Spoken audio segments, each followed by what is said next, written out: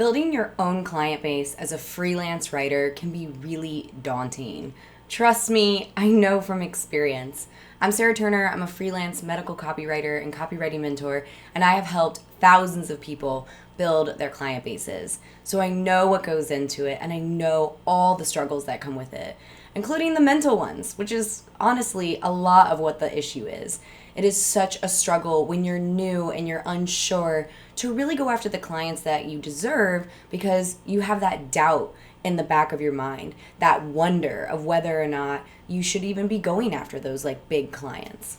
The thing is lowball clients or clients that try to pay you rock bottom prices are usually the ones that are going to complain more, they're going to be more difficult, and they're not the ones that you want to build your freelance business on.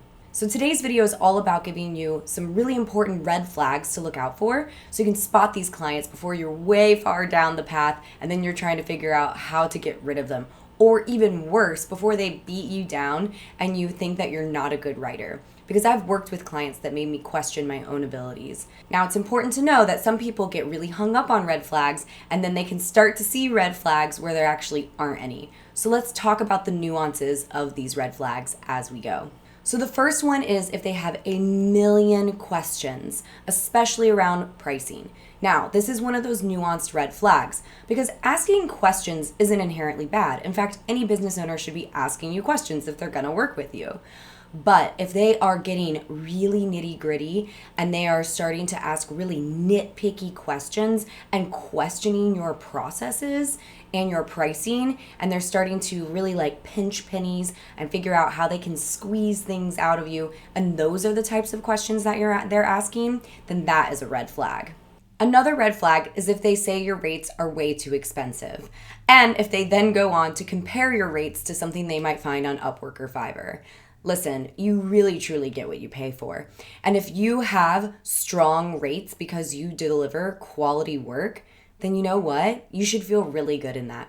And if somebody's going to start to nickel and dime you right out the gate, then they are not the client for you. And that, my friend, is a massive red flag.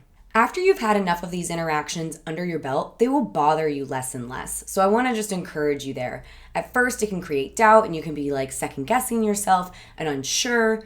But after you've had enough clients and you know your rates are good and you know your work is worth it, it doesn't even bother me anymore. I'm always like, well then fine, go find somebody on Upwork. Doesn't bother me.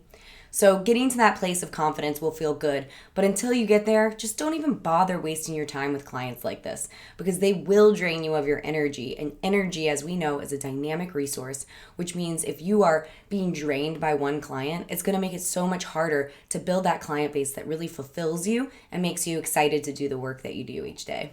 Another red flag is if they're asking for discounts. Now, there's a difference here. If they're asking for you to meet their budget, there's nothing wrong with that. That's them being a business owner and trying to find something that works with the budget that they have. And that's perfectly okay. But if they're saying, what if you do 3 of those and we'll knock off $50? Or what if you give me a discount because it's going to give you a lot of exposure, right? Things like that. Those are red flags. And those are the kinds of clients you just don't even want to waste your time with. Another red flag I want to alert you to is if they are a very small or very new business. Those businesses often just don't have the budget just yet to be working with a copywriter. So be on alert. This doesn't mean to always discount a startup, for example. Sometimes those can be really fun to work with, especially if you're really passionate about what they're doing.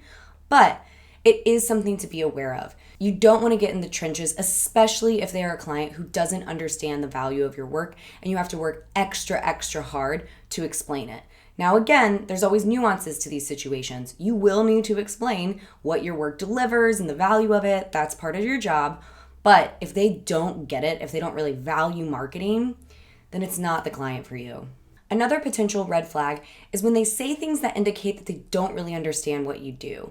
Now, it's okay if they don't really understand what copywriting is. Again, that's part of your job to explain that, to explain the value you bring. That's something that you're gonna have to do. And there's nothing wrong with that. But the key difference here is if they start trying to get you to do things like design their website or build their website, when really that is not the role of a copywriter. That is an entirely different role and requires an entirely different expert. But the thing about this red flag is I don't want you to just up and run away from them. Sometimes it's as simple as just saying, oh wow, I wish I could build your website, but that is an entirely different skill set that requires coding or whatever it is that it requires. And I don't offer that because copywriting is just the thing that I have mastered and I'm going to continue to master. And it is enough. So sometimes the thing to do is to just set a simple boundary. And that brings us to our next one, and that's respecting boundaries. Because sometimes it really is as simple as stating a boundary. I don't offer that service, here's why. Sometimes I don't even have to say here's why. And if they're like, oh, sorry, didn't know, no big deal. That's not a red flag. But if they say that and they start to like push back and say, oh, well, this one time I worked with a copywriter who also designed my website, like that's great and all. And that's not really respectful. So that is the subtle difference between, respecting your boundaries. So if they're not respecting your boundaries, then that is an obvious red flag. And the final red flag I want to leave you with is if they have outrageous expectations. If they say, hi, I would like 3 landing pages in 3 days, thank you, and I would like to pay $50, that is the biggest red flag. Run far, far away from that client. I like to remind people that there's not really many emergencies in marketing unless somebody messed up. So if you have a client who wants something yesterday, that's often a red flag. So setting expectations that are realistic is a good thing to do from the beginning.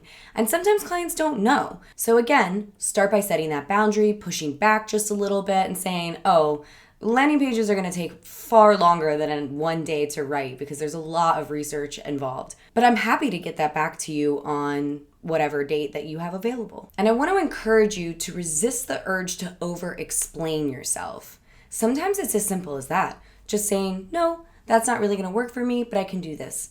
And you don't really need to launch into a huge explanation as to why it is the way it is, unless they're curious. The more confident I've gotten in my business, the more I've realized less is more when it comes to explanations. You do not need to justify every little decision you make to your clients. You do need to be reasonable, you do need to be enjoyable to work with, and you do need to build that rapport.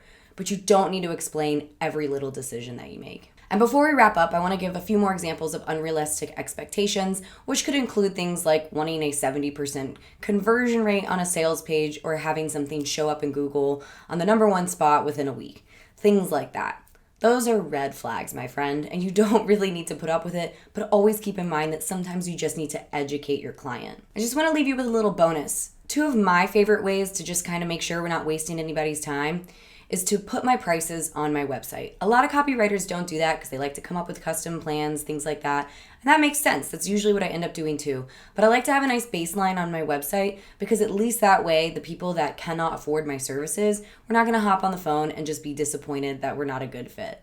And then eventually, when you're comfortable, asking them about their budget on the phone is the next best step. It does take some time to get there. I know I was very nervous to ask people about their budget when I was first getting started, and I found it to be a better strategy to gather all the information and then to put together a proposal that I then emailed them, which is perfectly acceptable. But once you get confident and you can actually have that budget conversation on the phone, you're gonna have a much better idea of what you can provide within whatever it is they're trying to keep that budget at, which is really part of your job as well. But keep in mind, if you can explain the value of something that is a little bit of a stretch from their budget, they're oftentimes going to be really excited to take that next level package. So don't be afraid to do that either. Even if they say their budget is whatever number it is, if you think that there's something else you could offer that would be outside of that would be better for them, go ahead and make that pitch. So I hope this helps, and totally hang in there. We've all had uncomfortable client calls, uncomfortable clients. We've all seen red flags. And I really want to encourage you to not get jaded and to not just assume that everything is a red flag, because I've also seen newbies get stuck in that trap as well. So thanks for being here. I really appreciate you. Go ahead and hit that thumbs up button. Please don't forget to subscribe. And as always, I love hearing from you guys in the comments. Thanks, guys.